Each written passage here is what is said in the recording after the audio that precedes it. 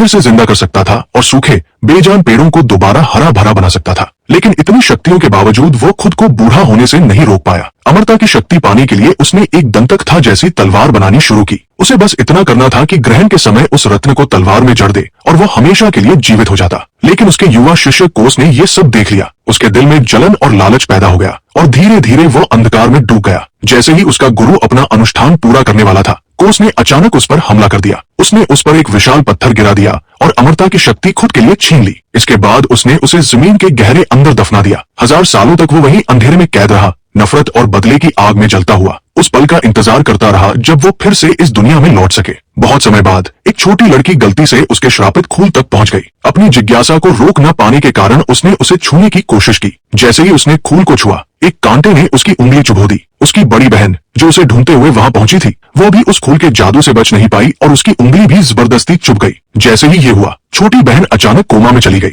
उसकी आंखें सफेद हो गई और काली नसें उसके पूरे शरीर में फैलने लगी। कुछ ही समय में वही असर बड़ी बहन पर भी दिखने लगा। डर के मारे वे दोनों गांव की सबसे प्रसिद्ध चुड़ैल के पास पहुंची। चुड़ैल ने लड़की के शरीर पर फैली काली नसों को देखा और तुरंत उसके बालों की एक लट काटकर भविष्य देखने की कोशिश की। अचानक घना धुआं उठने लगा और काली ऊर्जा चारों तरफ घूमने लगी। उस रात दोनों बहनों के दिमाग में एक आवाज गूंजने लगी। वो वही था जो उन्हें वापस उस केबिन में बुला रहा था। इससे पहले कि वे कुछ समझ पाती, जमीन से बेलें निकल आईं और उन्हें कसकर जकड़ लिया। उसने उनसे एक सौदा किया। वो उन्हें अपार शक्ति देगा, लेकिन बदले में उन्हें उस जादुई तलवार को लाना होगा ताकि वो खुद को आजाद कर सके और फिर से इस दुनिया में लौट सके। फिल्म की शुरुआत में योद्धाओं का एक समूह जंगल में किसी को घूमता हुआ दिखाई देता है। उसी समय इवान का परिचय होता है, जो बाकी लोगों से अलग लगता है, जैसे वह इस दुनिया का नहीं हो। वो राजा ऑरेलिया का बेटा है, जो उस राज्य का शासक है। जब वो छोटा था, तब उसे शक्तिशाली ताकतों से बचाने के लिए उसके पिता ने एक जादुई तलवार का इस्तेमाल करके उसे दूसरी दुनिया में भेज दिया था। बचपन से लेकर जवान होने तक इवान लंदन में पला बढ़ा।